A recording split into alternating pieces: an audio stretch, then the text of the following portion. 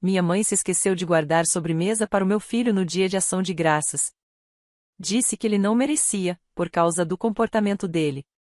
Os filhos da minha irmã repetiram. Eu ajudei meu filho a vestir o casaco e fomos embora. Às 22h13, meu pai mandou uma mensagem: transfira a hipoteca amanhã. Eu não discuti. Só fiquei pensando que não sei o que pode ser mais baixo do que humilhar o próprio neto para provar um ponto, mas seja lá o que for, meus pais talvez já tenham chegado lá. Uma coisa é ter preferidos, e disso eu já me acostumei ao longo dos anos. Ver o rosto da minha mãe se iluminar quando minha irmã chega, ou ouvir meu pai dizer que os filhos do meu irmão são sua verdadeira herança. Já tolerei as indiretas sutis, os olhares revirados quando menciono algo bom que o Ethan faz. O jeito como passam por nós no corredor como se fossemos visitantes no Museu dos Netos de Ouro. Mas isso foi intencional. Eles sempre me trataram como um experimento que deu errado. Fui o primogênito, o filho quieto que acabou sendo inconveniente. Não era rebelde, só comecei a dizer não. Parei de pedir que se importassem com o que claramente não ligavam. Eles queriam controle, e eu dei distância. E nunca me perdoaram por isso. Tudo piorou depois do divórcio. Eu não chorei no sofá deles nem pedi ajuda. Me mudei, consegui um emprego que pagava o suficiente e comprei minha própria casa. Eles odiaram isso. Odiaram não poder mais balançar dinheiro sobre minha cabeça. Meu pai chegou a oferecer para incluir minha hipoteca no fundo familiar, dizendo que facilitaria as coisas. Eu sabia o que isso significava, ele queria o nome dele na escritura, queria controle. Recusei educadamente. Desde então, ele trata minha independência financeira como uma afronta. Meu irmão Ryan percebe. Uma vez, ele disse, sabe, você é o único que eles não conseguem manipular. É por isso que fingem que você não existe. E ele tem razão. Ele não faz parte do problema, mas também nem sempre intervém. O dia de ação de graças foi a gota d'água. Chegamos cedo, eu e o Ethan, porque ele tinha ajudado a fazer o molho de cranberry e queria mostrar para minha mãe. Ela sorriu educadamente, mal olhou para ele e o colocou atrás do prato comprado pronto no balcão. Eu não disse nada. Nunca digo. O jantar foi o caos de sempre. Os filhos da minha irmã escolheram tudo primeiro. Meu pai abriu um vinho que disse ser só para adultos que sabem apreciá-lo, mas acabou servindo um copo para a filha de 12 anos da minha irmã porque, segundo ele, ela era madura para a idade. Ethan perguntou por que não havia purê de batata este ano. Não foi grosseiro, só curioso, e minha mãe riu, dizendo, porque algumas pessoas não precisam de mais amido. Era dirigido a ele. Eu senti. Sobrevivemos ao jantar. Ethan estava animado para a sobremesa. Ele ama o cheesecake de abóbora da minha mãe. Até ajudou a arrumar os pratos de sobremesa. É claro que os filhos da minha irmã pegaram suas fatias primeiro. Grandes fatias. Já estavam na metade quando a bandeja voltou para minha mãe. Ethan ficou ali, esperando, sorrindo. Ela nem olhou para ele. Apenas disse, sem piscar, que ele não merecia sobremesa pelo jeito que se comportou. A sala ficou em silêncio por um instante. Um dos gêmeos da minha irmã pediu repeteco. Ele ganhou. Ethan se virou para mim e sussurrou, tá tudo bem. Foi essa parte que me atingiu. Peguei o casaco dele, ajudei-o a vestir em silêncio e saímos. Não disse adeus, não olhei para trás. Chegamos em casa, fiz um chocolate quente para ele e deixei que comesse os biscoitos extras que havíamos preparado na noite anterior. Às 22h13, meu celular acendeu. Uma mensagem do meu pai: transfira a hipoteca amanhã. Não se atrase. Sem pergunta, sem explicação, como se a noite nunca tivesse acontecido. Eu não respondi, apenas fiquei olhando para a tela até ela apagar novamente. Sentei ali pensando em quantas vezes já desculpei esse tipo de comportamento, quantos feriados deixei passar porque eles são assim. Mas ver meu filho ser rejeitado assim, de propósito e sem motivo, algo dentro de mim finalmente se acalmou. No dia seguinte, eu transferi a hipoteca, mas não da forma que ele esperava e definitivamente não para benefício dele, porque, se eles queriam me cortar, estavam prestes a descobrir como isso realmente seria. Não ouvi nada deles no dia seguinte. Nem mensagem, nem ligação para saber se o Ethan estava bem. Era como se nada tivesse acontecido. Meu pai recebeu sua preciosa transferência de hipoteca e, na mente dele, isso significava que tudo estava resolvido. Minha mãe postou fotos da mesa do jantar online, com legendas sobre família, gratidão e amor. Amor? A palavra quase me fez rir. Naquela noite, fiquei revivendo a expressão no rosto do Ethan quando ela disse que ele não tinha merecido sobremesa. A maneira como ele aceitou, calmo e educado, como se já soubesse que discutir não mudaria nada.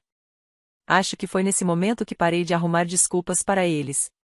2 dias depois, Ethan tinha um jogo de futebol. Ryan apareceu, como sempre, com o mais novo junto. Ele é o único da minha família que aparece para nós de verdade, mesmo sem obrigação. Depois do jogo, quando as crianças saíram correndo para brincar, ele finalmente perguntou o que tinha acontecido no dia de ação de graças. Disse que minha mãe contou para todos que Ethan havia se comportado mal e que ela estava lhe ensinando respeito. Perguntei se ele acreditava nisso. Ele apenas balançou a cabeça. Disse que já tinha visto como ela tratava Ethan antes e que não comprava a versão dela nem por um segundo. Então disse algo que me pegou de surpresa: me diga o que você quer que eu faça. Não o que aconteceu. Ou como posso ajudar, mas o que você quer que eu faça. Soou como se ele já tivesse decidido ficar do meu lado. Só estava esperando uma direção. Eu disse a verdade, eu tinha acabado. Acabado com as chantagens emocionais, com os fios financeiros, com as fingidas aparências. Disse que queria cortar os laços completamente, mesmo que isso significasse me afastar do fundo familiar. Ryan nem pestanejou. Disse que entendia. Contou que ele e a esposa tinham percebido há anos como minha mãe e meu pai agiam comigo e com Ethan, mas não queriam interferir. Eu disse que não precisavam interferir, só parassem de protegê-los das consequências. Naquela noite, enquanto colocava Ethan para dormir, meu celular vibrou. Uma mensagem da minha mãe. Era uma foto dos filhos da minha irmã sorrindo, garfos na mão, segurando o cheesecake restante como troféu. Abaixo, ela escreveu: da próxima vez, talvez o Ethan mereça uma fatia. Fiquei olhando por um minuto inteiro, tentando decidir se ela estava sendo cruel de propósito ou se realmente achava engraçado. De qualquer forma, não importava. Não mostrei para Ethan. Apaguei a foto e bloqueei o número dela por aquela noite. Na manhã seguinte, liguei para Ryan. Disse que queria me desligar de tudo relacionado aos nossos pais, a conta do fundo familiar, os investimentos da família, o vínculo da hipoteca, tudo. Se eles queriam agir como se eu não fizesse parte, então estavam prestes a descobrir o que isso realmente significava. Ele concordou sem hesitar. Ele disse que conversou com o advogado da família para tornar tudo oficial. Eu conseguia ouvir o peso na voz dele. Não era pena, mas sim finalização. No meio da semana, meu pai ligou 2 vezes. Não atendi nenhuma delas. A mensagem de voz que deixou soava ensaiada, uma mistura de desapontamento e controle. Ele disse que tinha notado algum movimento nas contas e queria ter certeza de que não havia mal-entendidos. Não havia mal-entendidos. Pela primeira vez na vida, eu estava completamente certa do que estava fazendo. Naquela noite, abri meu laptop e comecei a escrever tudo. Cada pequena coisa que eles fizeram para menosprezar a mim ou ao Ethan. Cada comentário disfarçado de conselho. Cada vez que me disseram que eu era sensível demais, fria demais, ingrata demais. Eu não estava escrevendo para eles, estava escrevendo para nunca esquecer o motivo pelo qual estava fazendo isso. O dia de ação de graças não foi apenas a gota d'água, foi a prova que eu precisava. Eles pensaram que eu engoliria de novo, que fingiria que estava tudo bem. Que apareceria no Natal sorrindo como sempre. Mas desta vez não. Desta vez eu não ia ser boazinha. Cerca de uma semana depois do dia de ação de graças, minha mãe enviou um daqueles clássicos e-mails em grupo, assunto, planos de Natal, com pontos de exclamação suficientes para parecer uma celebração em vez de controle de danos. Ela listou tudo como se nada tivesse acontecido, quem traria o quê, a que hora seria servido o jantar, como queria que todos usassem suéteres combinando este ano para a união da família. Nenhuma menção ao Ethan. Nenhuma menção ao que ela disse a ele. Nenhum reconhecimento de que tínhamos saído. Ela terminou com algum papo sobre deixar a tensão do passado para trás e recomeçar pelo bem dos netos. Essa era a versão dela de um pedido de desculpas, pintando-se como pacificadora enquanto varria sua crueldade para debaixo do tapete. Eu não respondi. Não precisava. 2 dias depois, Raya me ligou e disse que tinha se reunido com o advogado da família, exatamente como tínhamos combinado. O fundo poderia ser dividido. Tecnicamente difícil, mas não impossível. Cada um de nós teria controle sobre sua parte, e assim que a minha fosse transferida, meus pais perderiam qualquer palavra sobre como eu a usaria. Eu disse sim sem pensar 2 vezes. Ryan hesitou. Disse que queria que eu soubesse que meu pai já estava ciente. Ele soube do pedido pelo escritório.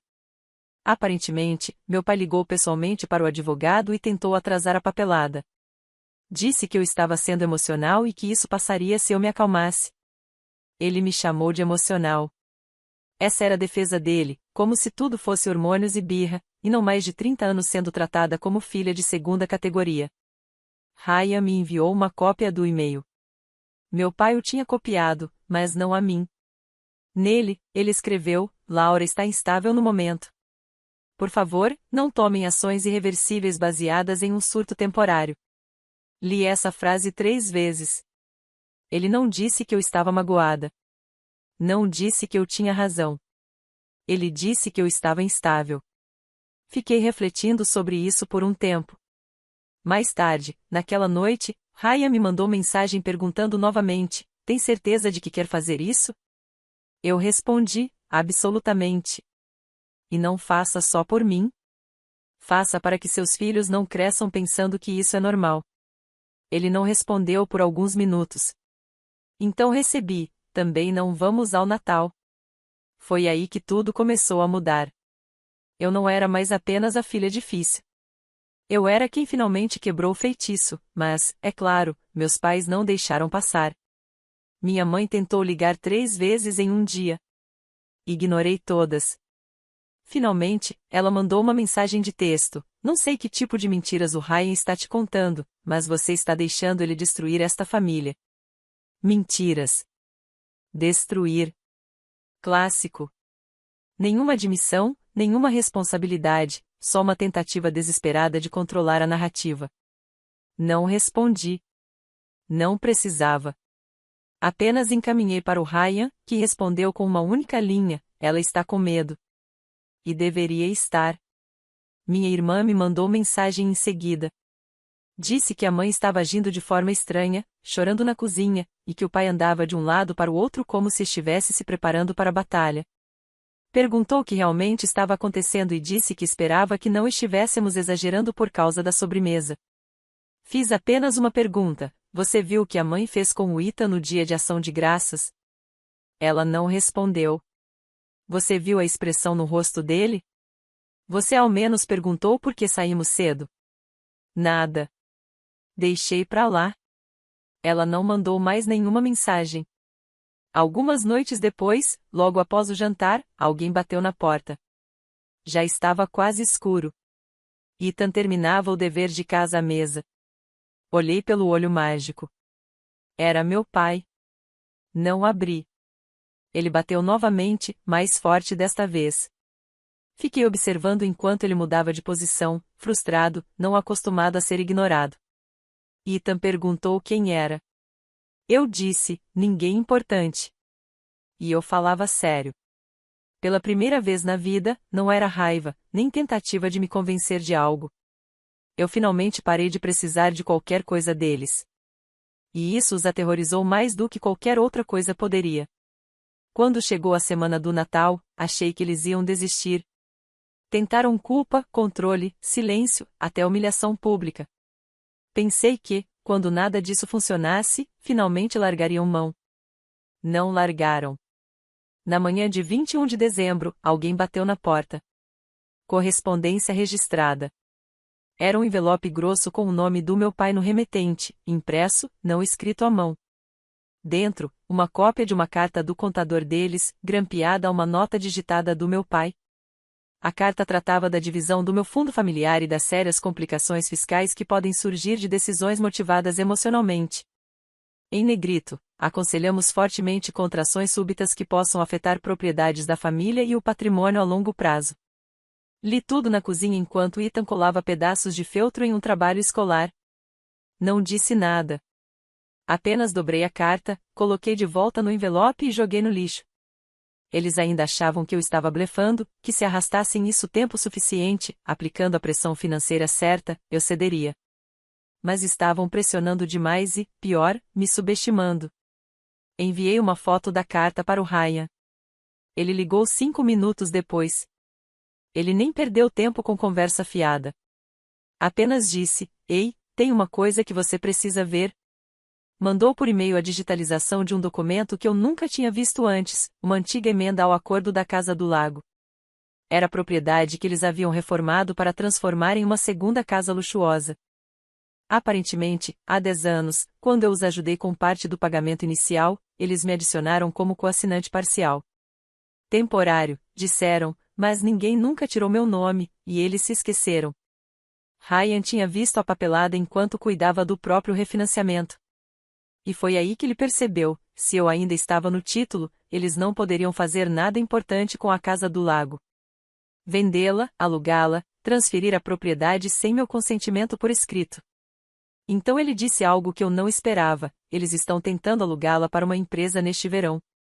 Dinheiro alto, tipo 5 dígitos por mês.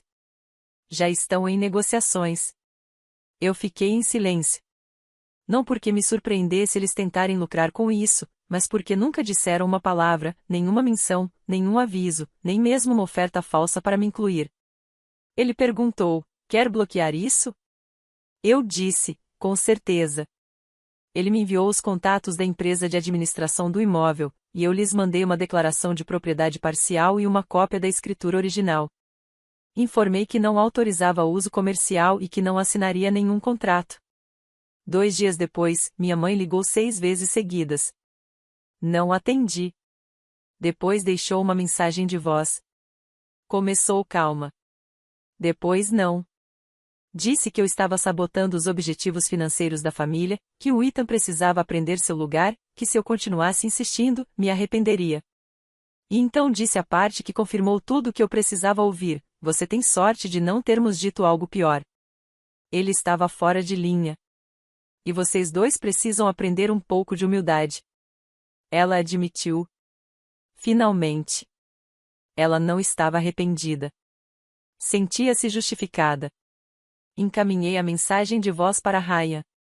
Sem comentários, apenas enviei. 1 hora depois, ele mandou mensagem: "Estamos oficialmente livres." E então aconteceu algo que eu não tinha previsto. Na noite seguinte, Ryan e a esposa vieram aqui. Com todos os presentes de Natal que nossos pais tinham deixado para os filhos deles, ainda embrulhados. Colocaram no chão da minha sala. Ryan disse: "Se eles vão tratar seu filho como um estranho, não vão mimar o meu." Abrimos juntos.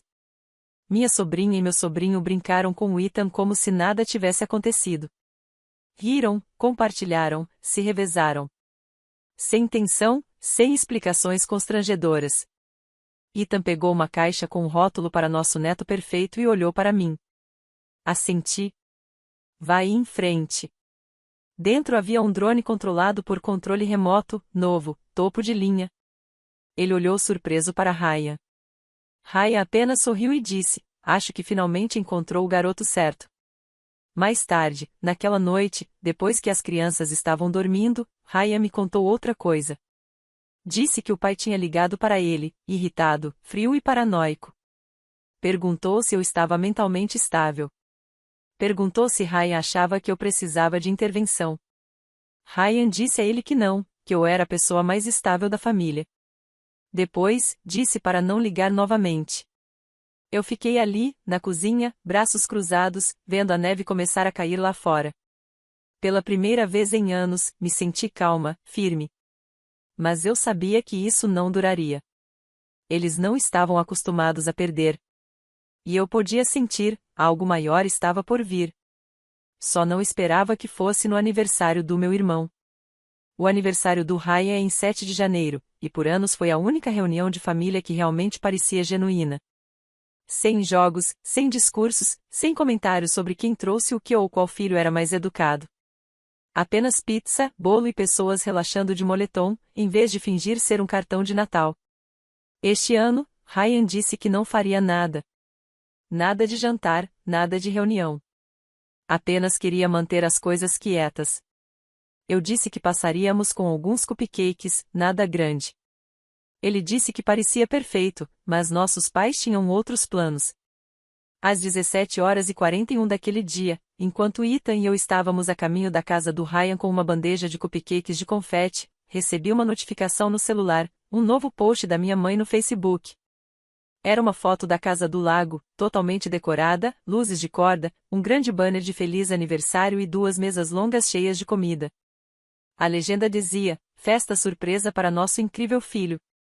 Não podíamos deixar o dia passar sem celebrar o homem que mantém nossa família unida. Ela marcou o Ryan, a esposa dele e os 3 filhos. Ele não me marcou. Liguei para Ryan. Ele atendeu na primeira chamada e disse: que diabos é isso? Eles não contaram nada a ele. Não contaram à esposa dele. Nem perguntaram se ele queria. Apenas fizeram a festa e anunciaram online, supondo que ainda poderiam nos forçar a todos a estar em um mesmo espaço e fingir. Quando chegamos à casa dele, ele estava furioso. O celular dele não parava de receber mensagens de amigos da família que já haviam confirmado presença ou perguntando a que horas chegar. A esposa tentava se controlar pelos filhos, que acabaram de perceber que havia uma festa acontecendo e que eles não haviam sido convidados pelos próprios avós, apenas declarados publicamente como convidados. Ryan andava de um lado para o outro, depois olhou para mim e disse: vamos. Perguntei: para onde? Ele respondeu: para a festa. Não vamos invadir, vamos reivindicar. Eu não esperava que ele realmente fizesse isso. Mas 20 minutos depois, entramos na entrada da casa do lago. Ethan ficou no carro com os primos assistindo a um filme. Ryan disse que voltaríamos em breve. O lugar estava lotado.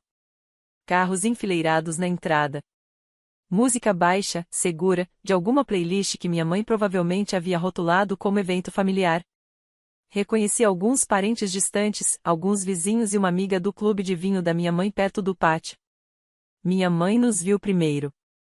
O rosto dela teve aquele estranho movimento, choque, depois alegria, depois preocupação. Abriu a boca, provavelmente para dizer algo doce demais e falso, mas Raya antecipou: por que você postou uma festa falsa online e fez parecer que eu planejei?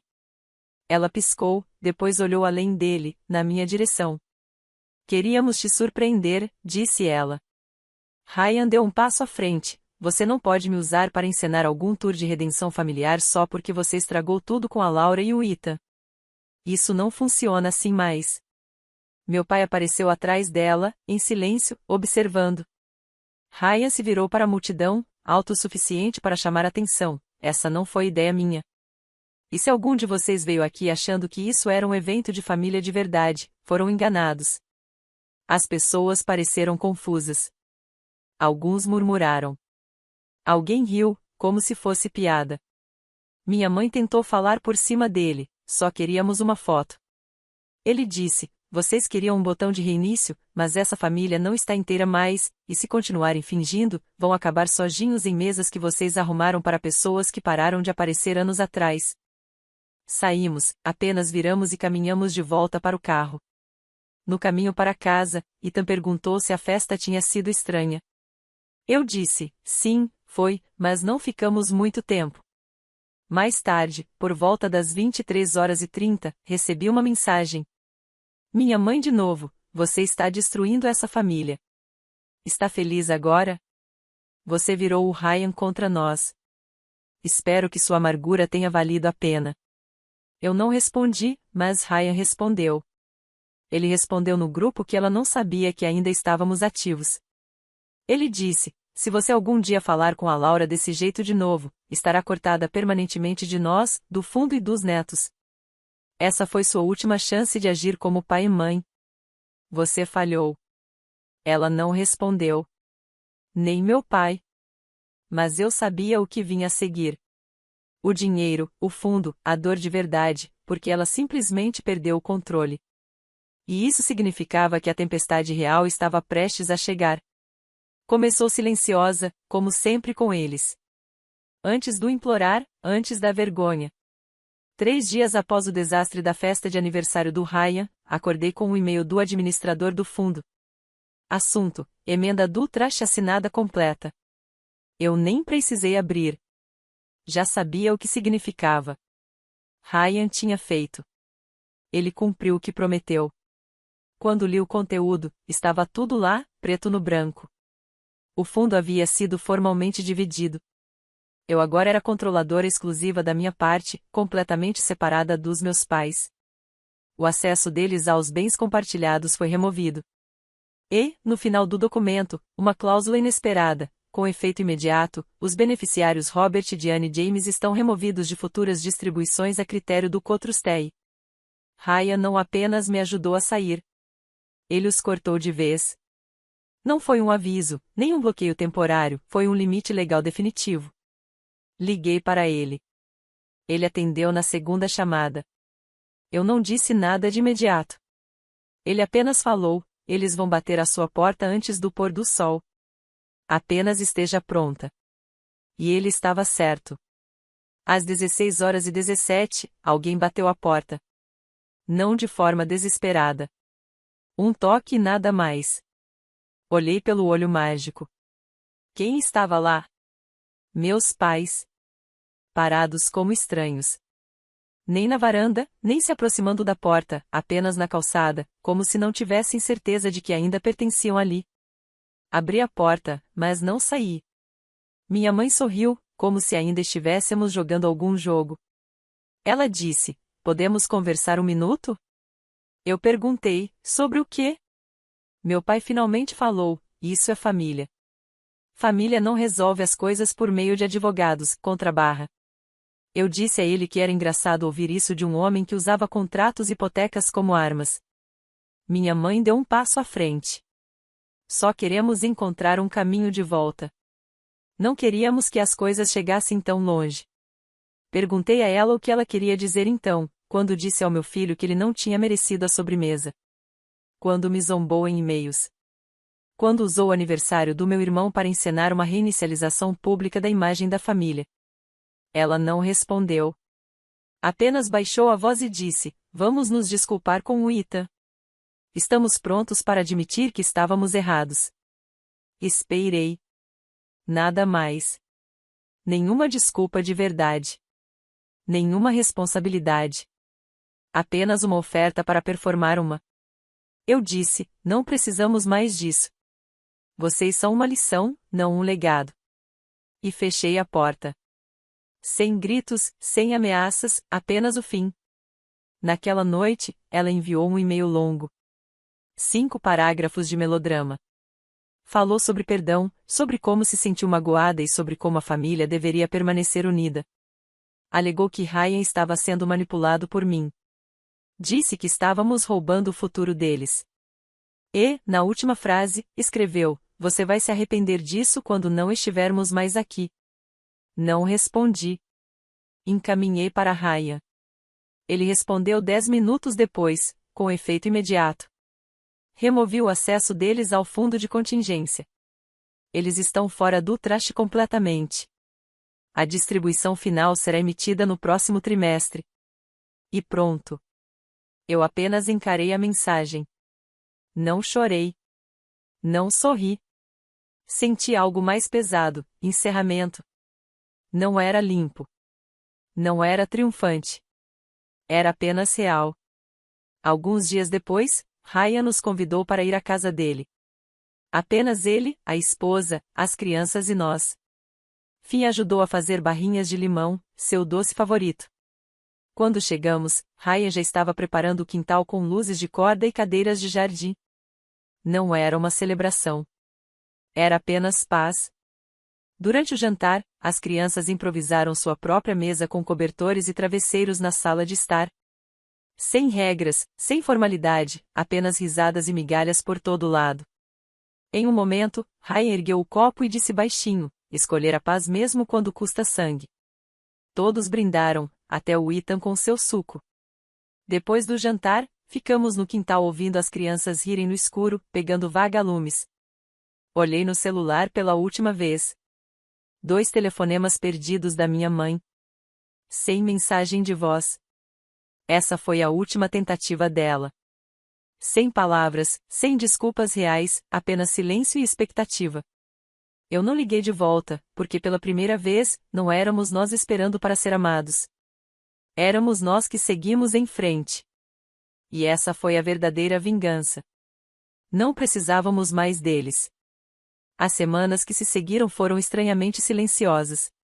Sem mais e-mails, sem mensagens de voz, sem visita surpresa, apenas silêncio. Aquele tipo de silêncio que só vem quando as pessoas percebem que realmente perderam o controle. Eu meio que esperava que minha mãe tentasse uma última manipulação, talvez através de algum primo ou amigo em comum, mas nada aconteceu. Ethan não perguntou sobre eles, nenhuma vez. Passou as tardes ajudando-me a repintar o quarto de hóspedes, rindo quando acidentalmente mergulhava o cotovelo na bandeja de tinta. Ele falou sobre o futebol na escola, sobre a nova série de livros que a filha do Ryan tinha apresentado a ele. A vida seguia simples e leve. Numa noite, sentei na varanda com uma xícara de chá, observando Ethan e os filhos do Ryan desenharem monstros de giz na entrada da garagem. Pensei em quanto barulho meus pais costumavam ocupar na minha mente. Como cada decisão, cada momento vinha com a pressão invisível do que eles pensariam, do que diriam. E agora, pela primeira vez, o silêncio não era pesado. Era liberdade. Não importava se eles algum dia entenderiam o que perderam. O que importava era que eu tinha parado de pedir que eles